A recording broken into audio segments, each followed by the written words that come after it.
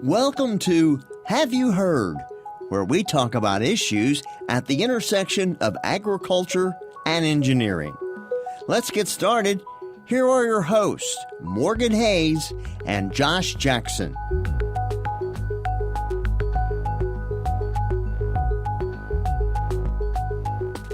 Welcome. This is the Have You Heard podcast. I'm Morgan Hayes. I'm an assistant professor in Biosystems and Ag Engineering.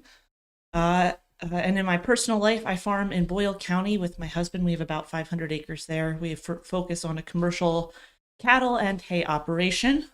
And I'm Josh Jackson, assistant professor in Biosystems Agriculture Engineering, focus on precision livestock farming.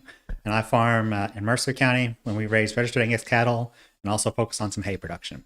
Okay, and today our topic is, this is episode 24. Our topic today is hay. We are in the hayfield. Yep. We moved this topic up a week or two because we were not expecting this topic to come up for a few more weeks. But since it's a dry week and we're both in hay this week, we figured this is a perfect time to really talk about hay. But before we get started on the hay topic, let's just cover all the other things that have been happening on the farm this week, Josh. Well, we went ahead and our fall group was finally moved to rotational grazing strategy. So we got them on some grass. There was still hay out there, but they were adamant they wanted to be rotated on some grass. So went ahead and put them on some pasture, started them through their rotation. Our spring group, they've been on grass rotation for a while now. And pretty much just preparing, getting everything ready. And, I've been talking about getting my baler ready for a couple of weeks now. It's still in the process of getting ready. So we cut the hay, but we're getting ready. And we'll talk about that here in a second. Yeah, so we're sort of in the same boat. We have been rotating animals. That's been one of our priorities this week. Getting everything sort of ready to go. We also sold our calves that we weaned in March. So our fall calvers, fall 2021 calves, were weaned in March, and we sold the majority of that group this week. So that was a big deal. Yep. That's just one less group of animals to feed. We did keep back 4 steers that we're going to finish. Okay. So those will finish in early 2023. Yep. And then we also have seven heifers that we're retaining. We probably have 6 that I'm confident about, 1 that we were on the fence about, but we decided to keep her. We'll see how she develops. She'll be large enough to breed for sure. She's not small to meet the breeding, but maybe not our favorite animal. And we may sell her bred. Yeah. We have that option. It also gives us a little flexibility as we see our pregnancy rates. Yep. On our cows, because typically our spring pregnancy rates are a little different than our fall ones, and so we just want to make sure we have enough heifers developed to hold constant on our animal numbers and be able to cull what we need to, but not grow our herd exponentially. We were in a phase of growth for a number of years, but we are no longer in that phase. We just don't have the land base to do a lot more growth, so we're sort of trying to hold steady on numbers but not decrease. So it's a fine balance point. So we did get our pregnancy test results back, and so we were sitting at 85%. So I was a little salty about it, more than a little salty about it. And so we did 2 rounds of AI, and we had some bulls out there. So with that, I'm like, well, and they had a fairly good nutritional plane on most of our cows, and it was actually more of our cows that had an issue as opposed to our heifers. So got to do some thinking about that. So definitely probably going to reduce those numbers because I don't like carrying over a bunch into the spring herd. Yeah, you in particular focus on your fall herd, and specifically for selling registered animals. That's probably ideal for getting your bulls ready to sell at the right time of year when people are typically purchasing. So it makes sense that you would prioritize having a strong fall herd. Also, there's probably generally we get better breeding rates on our fall herd, and I think you do as well. Yeah, generally we have better than this. So I'm definitely not happy with it, and we're going to have to reevaluate some management decisions as far as making sure that you have plenty. That nutritional plan I was satisfied with, but just other management was other factors we got to figure out that impaired breeding. Yeah, we've had 2 really good years in a row, and there's wood around here. I'm going to knock on it because we have had 2 really good fall breeding seasons. We had 100% and 95%, and both of those numbers are better than expected. Yeah. And so we've had 2 years in a row where we've brought in heifers and not been sure what to do. We've had to actually cull bred cows. And this year, in fact, we're going to have to sell some bred cows late summer. We're going to wait till they're at least 6 to 9 months bred. We're not looking to sell anything that's going to calve next week because that's hard to move an animal that's that pregnant. But our goal is a July sale on some bred animals that we know we're going to calve between August 15th and October 15th. So it's just a strategy. I don't know if it's the right one. Right now, cows are very high. It seems sort of sacrilegious not to sell them right now, but we know they're bred. And they did nothing wrong this year. They just don't match our herd.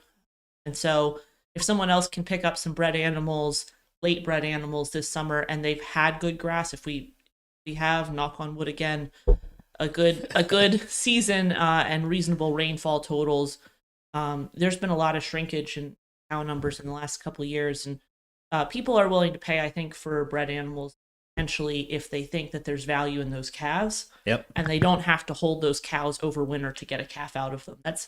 That's possibly a good sale, a good strategy. So we're going to see if it works out this year with about 7 or bred cows that we're. Okay. Yeah. I think it should work. The prices have been somewhat volatile, but I think they've been a little better here of late. But it's still, we're still going to be somewhat unexpected. And we still don't quite know exactly what the market's going to do. It depends on what the actual stock market.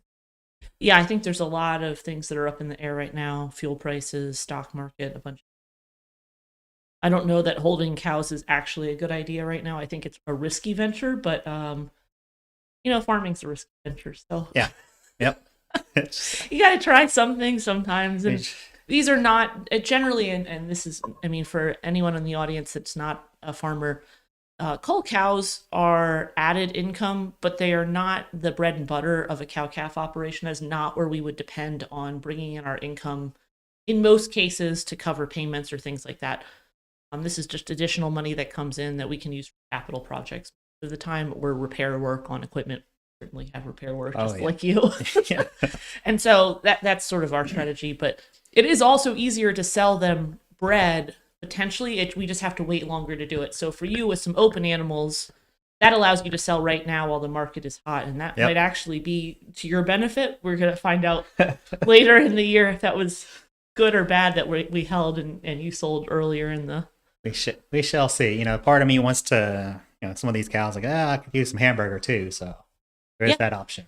And there is certainly a market for meat, but you got to figure out if you have the market. I don't like to run too many freezers. We're still figuring out. Yeah, and the other thing is some homeowners insurance doesn't cover if the freezer goes. That's true. So. Yeah, and we ran a number this week. This is a random fact, but we have one cow that we are thinking about selling or processing. And typically, I would say that processing the animal would bring in more money. But if we grind a whole cow, by our numbers, in order to come out ahead, we have to be above $4 a pound on the hamburger to come out ahead of just selling the cow. And there's also a lot of time and effort in taking the animal to be processed, picking it up, and then selling the meat. So realistically, it's not like you could sell cheap hamburger in order to make more money on a cow right now with where cull cow prices are. So $4.50 would probably be like the minimum that you would charge someone for hamburger right now, for the time and effort you're going to have to put into it, at least by my calculations. And this is very rough math. I didn't do a lot of very precise math. Some of the cowboy math. It's just cowboy math, yep. I don't know how you feel about it, if you have run any numbers, but... It's been a while since I ran numbers, but we generally thought $5 was kind of our point. Yeah, we typically would sell all of our hamburger meat for $5 on our... The way that we sell our animals is by the quarters and halves when we sell our steers, but we always put a price of $5 on the hamburger and then more for the higher cuts. But with a cow, $5 a pound, we have a lot of hamburger to sell. And the market right now, I think, would bear it. But then every so often I go into Kroger and I see hamburger for significantly cheaper than that. And I go, not sure I'm willing to risk it. Not on normal price, but on sale price. And I always wonder. But I think the quality is... And sometimes I think too, it just depends on some of the individuals who purchase want just $100 packets, kind of $100 packets, something that's a little more manageable for them. Yeah, and that's true. If someone's looking to pick up so many pounds of hamburger, sometimes that is an easier sell than a whole or quarter of an animal. Yeah. But some people also want steak; they don't want just hamburger. So it's a little bit of a balancing act to figure out what people. But Yeah. we'll figure it out. And Kinda I would not disagree with you. I have also been looking at that pricing on. That's a lot about what's happening this week. We've gone off on a tangent again, but it is actually a pretty interesting. We have had the exact same conversation this week about cow prices and about price of meat processing and time to get into a processor. That's That's a whole nother discussion. That's a whole nother discussion. another challenge that we're dealing with currently. So let's go ahead and talk about our topic for the day, which is hay cutting, because that's the other thing that we have all been doing this week is getting hay down, getting ready to bale hay, hopefully later this week. I'm Fingers not knocking on anything, but we are hoping for no rain for a couple more days here. So we laid down hay. For us, we laid down hay Monday and Tuesday. And so we actually have a mower conditioner. So we have flails on the mower conditioner. I think we both prefer roller conditioners, but a flail conditioner is what we bought. So that's what we have and what we purchased. And it allows us to cover a little more ground. So we go with it. A disc flail conditioner, a disc cutter with a flail conditioner. We actually lay down about 70 acres. Wow. You definitely have more hay down than us. We have about 25 acres down right now. We cut our hay with a mower conditioner. So for anyone that's listening and is not familiar with different hay cutting tools, there are two ways that hay is cut. There's a disc, which has blades similar to what you would see on your mower, that you would mow your yard with if you sit on a riding lawnmower. It has blades that stick out and they run in a circle. Yep. A little different size blade and a little different style, but conceptually it's a round disc that spins with blades off of it that cut the hay. And the other style of cutting that we see is a bar. Sickle bar. Sickle bar, and it's got little teeth. So it looks serrated, sort of similar to a serrated knife. And they move back and forth very quickly. And they cut the hay. It usually has guards that sort of hold the grass as the blade goes back and forth and cuts it. So it's more like a slicing motion on it versus an aggressive tear that comes with circle on the disc. Yep. And those are the two styles of cutting that happen with hay.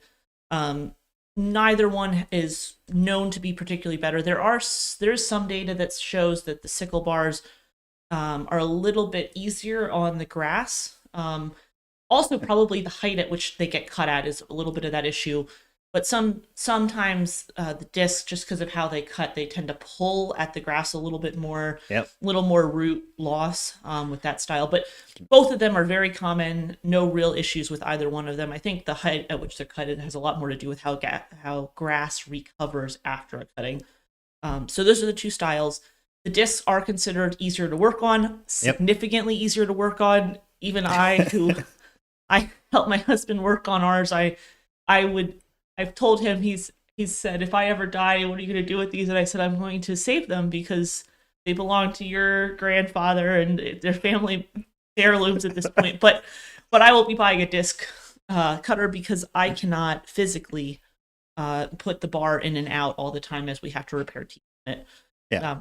They just tend to have a lot of issues, and I'm just not physically do it. I don't need a comment about how I am physically strong enough to do it.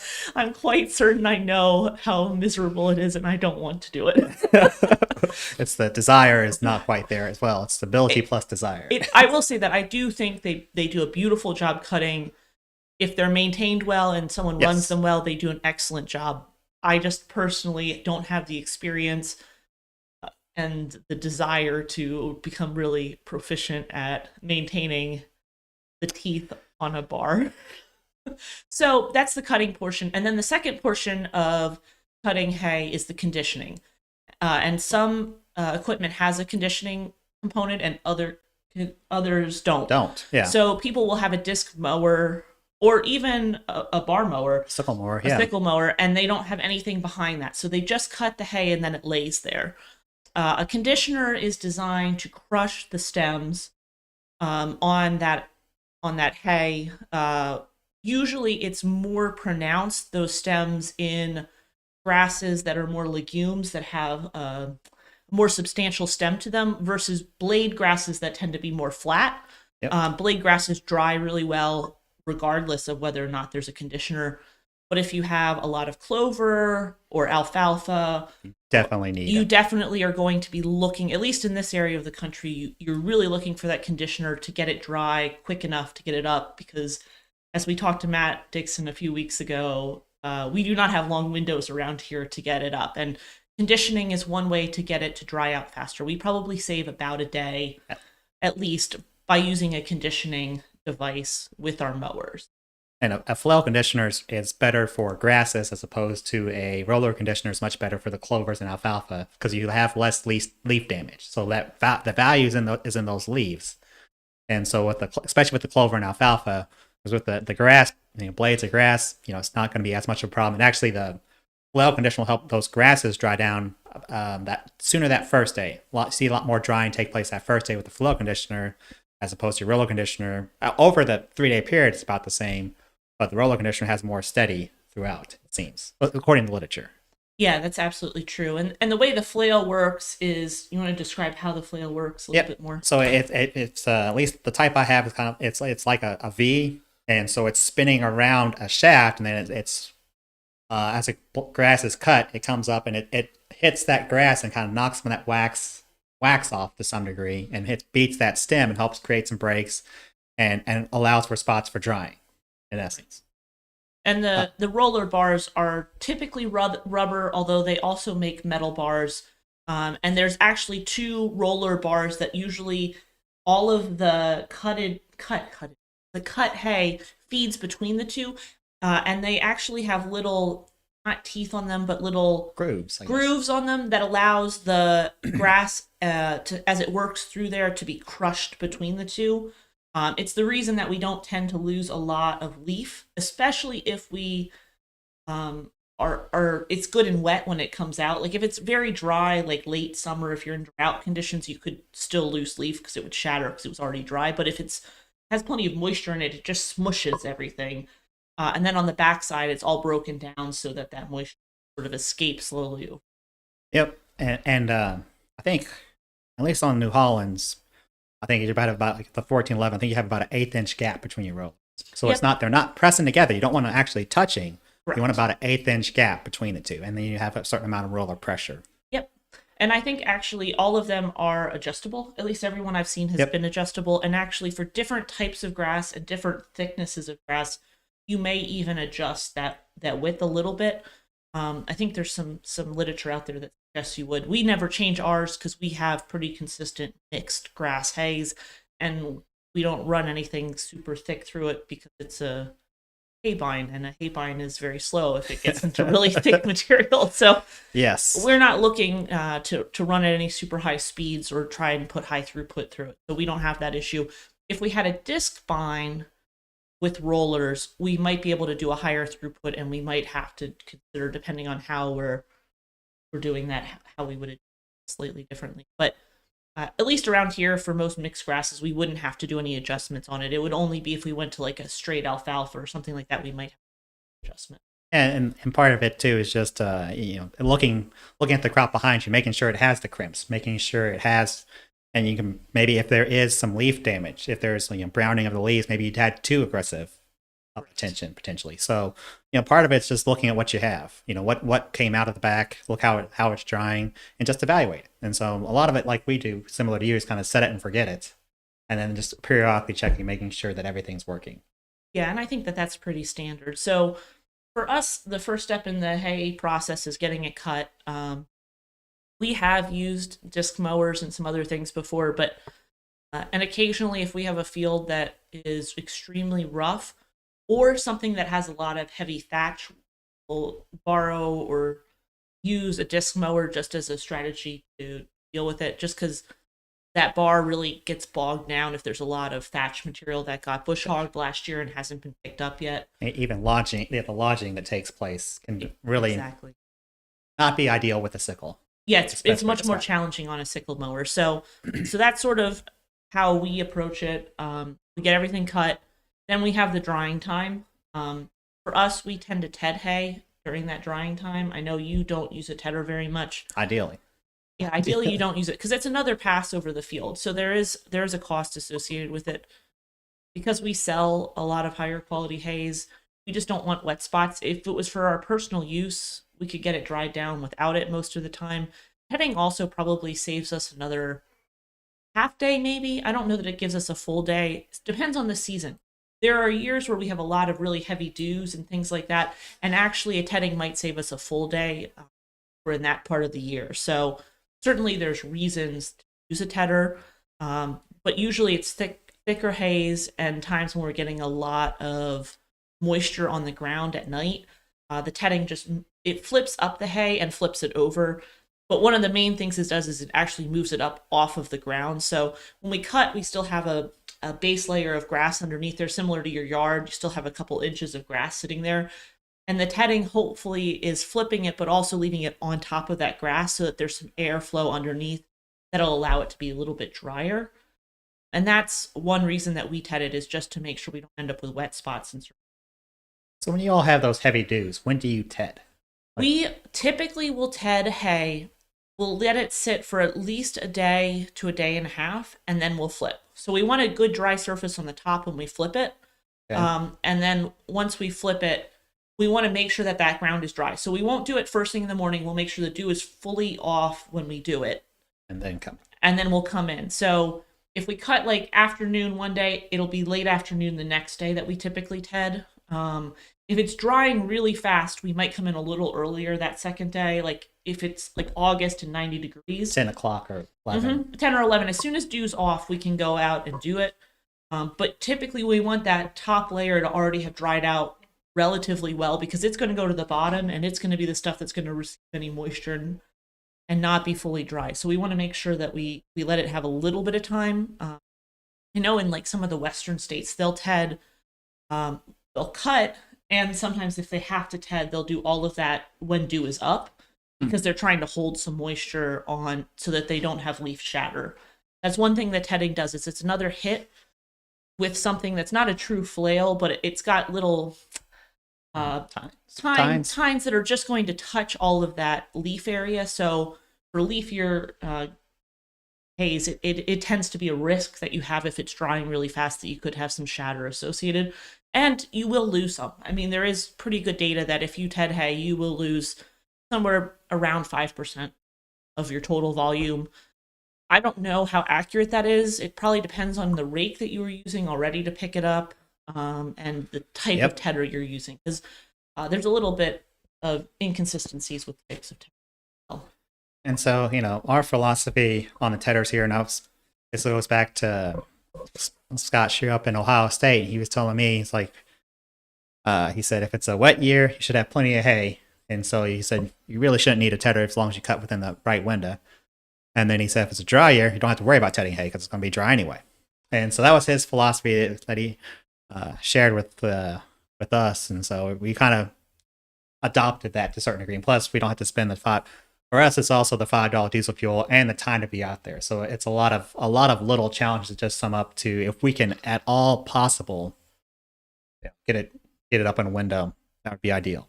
Yeah, and it looks like this window is going to be long enough, hopefully, that even without a tedder won't be a problem. We have one field that is notorious for not drying out well. So that field is one of the first one we cut, because we knew we had a good window this week, and we also tedded that field.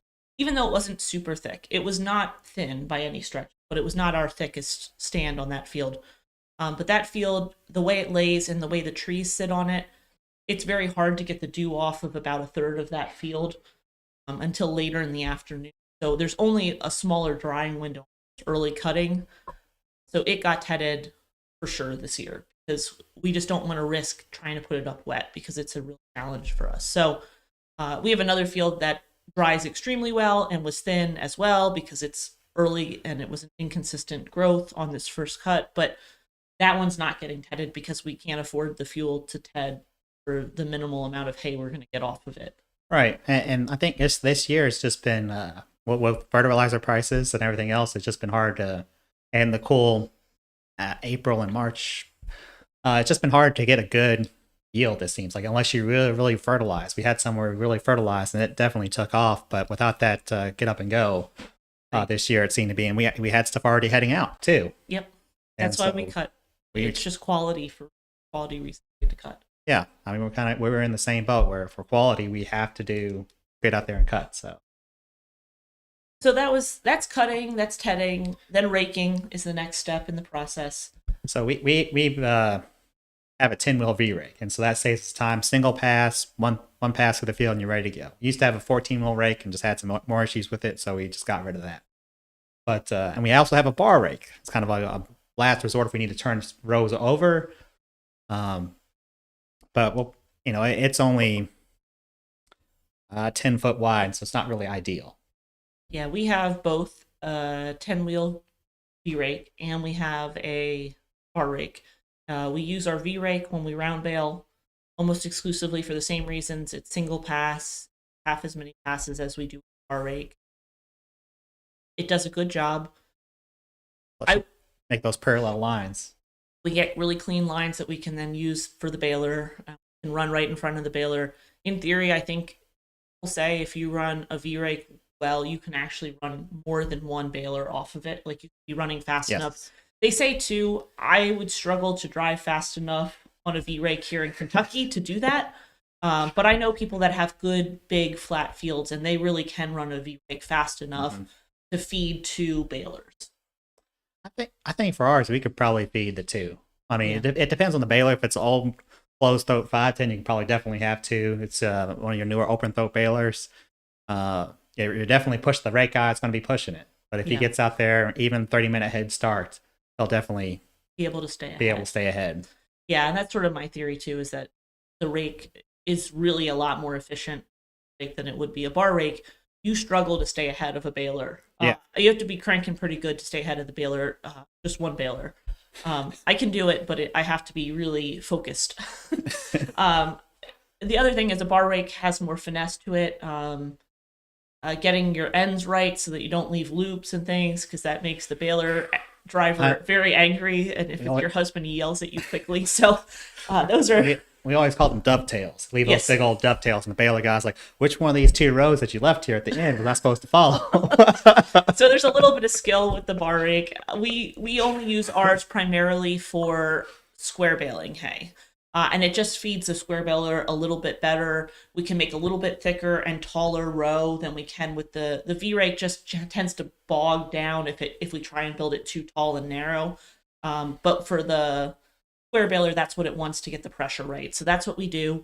And then once we have those we then bale. And I think round balers, I think at this point are a little bit more universal. I think we both use like the open belted open throat baler, variable chamber, and the older style balers, that closed throat balers, I kind of mentioned it earlier, those were much more difficult to deal with because you had to look behind you half the time. You couldn't bale any wet hay because it would just clog right up before it ever, and wrap around that front roller before it ever even got in the baler. So, they were a lot more of a challenge, and now you got the newer balers, the monitors. It makes a heck of a difference. For somebody who's used the antiquated versus the open throat, it's definitely night and day difference. Definitely night and day. Yeah, and I think speed-wise, I think the speed at which you can go through a field with an open-throated adjustable, it's tremendously faster. So there's a lot of benefits to it. Also, you can make different size bales, which is a huge benefit. Being able to get a tight bale at a smaller size is really convenient when you're trying to finish out a field and you just want to wrap up what you have left, have it come out as a pile that you have to pick up later. So there's real benefits to them, but I use a 4x5 sized baler, but that's just because that's what we use for hauling hay. That we don't want to higher than 8 in our trailer. So all of our bales are 4 foot. All of ours are 5x6s. We consider at some point getting a 4x5 baler, just because we want to, transport stuff a little easier down the road. But we do love our 5x6s just because we can just be more efficient moving hay and putting out hay. It's just makes it so we can just put out a much greater volume easier. Yep, and I think that's true. I think people universally will say that 5x6s are easier to bale, and there's a lot of cost on twine and other things with baling hay. So there's a lot of benefits to 5x6 bale for self-feeding, as long as your group size of cattle is right to feed a Yep. 5x6. And we'll probably this go around, because we're not hopefully, knock on wood, not going to have any rain knocking on the door. But we'll go ahead and string tie. We have the option. We have the ability to both string tie and net wrap. And so if we have the ability to do it, we'll go ahead and we'll be able to throw it in the barn fairly quickly. We'll go ahead and string tie. Yeah, I like a string tie as well. We use a thistle twine. That's our preference. We do cut anything that gets fed in the feed pads just to keep string out of there. But the sisal does break down, so if we do end up with some sisal in a bale and a cow eats it, major risk. Yep. But that is our preferences to use. So that's what we'll be doing.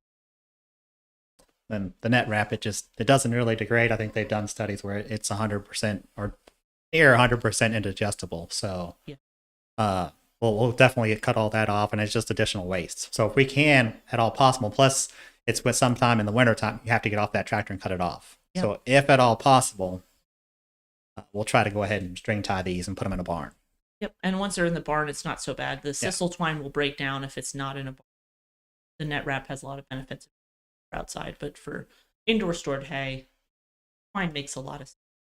So with that, let's just do a little recap of what's happening next week on the farm before we close out. So next week, hopefully by this weekend, getting a lot of hay moved into barns, and hopefully looking for, cutter worked fine. Hopefully the rake and baler worked fine. Doing any fine tuning for equipment, and getting ready. Got one more calf that has to hit the ground, and then we should be done with that, closing that aspect at least. How about you, Morgan? Same exact situation. We have hay to get up end of this week. Also, we're looking to see if there's another window next week to do a little more hay cutting. Just trying to time things out. We don't want to have too much down right now. It's just husband and I right now. My mother and stepfather usually help with hauling hay and doing some of that work, and sometimes even the raking. But they are not back in town. They're actually traveling on a trip right now. So we don't want to have so much down that we can't get it in. Yeah. But we do not want to miss windows if they exist. We still want to make sure we're getting those windows, getting that hay up as quickly as we can. Other than that, we have one calf still to hit the ground as well. And those stragglers, man, they just make you check them twice a day for weeks and weeks. It feels like we've looked at this one cow 85 million times at this point, because she's the only one not to calve, and she just sits there and looks happy as a clam, pregnant as can be. So hopefully soon we get an answer from her on what we're going to have, just so I can stop checking. Yep. And then maybe at some point, once we get all this hay off, throw down a little bit of fertilizer and get it some gumption for this next go round. We've had the same discussion. We'll be looking at one or two of the fields that need a little bit of fertilizer that came up decently, but you could see just by the coloration in the grasses that they could use a little bit of nitrogen there and see what we get pushing out of the ground. So that's what we're planning to do next week, and we will be back in a week with another podcast. I'd tell you what the topic was, but since we changed up the order, I'm not even sure I can give you a good hint. Might be fencing, but we'll see. Anyway, we'll talk about some fencing. Take care. Take care. Bye.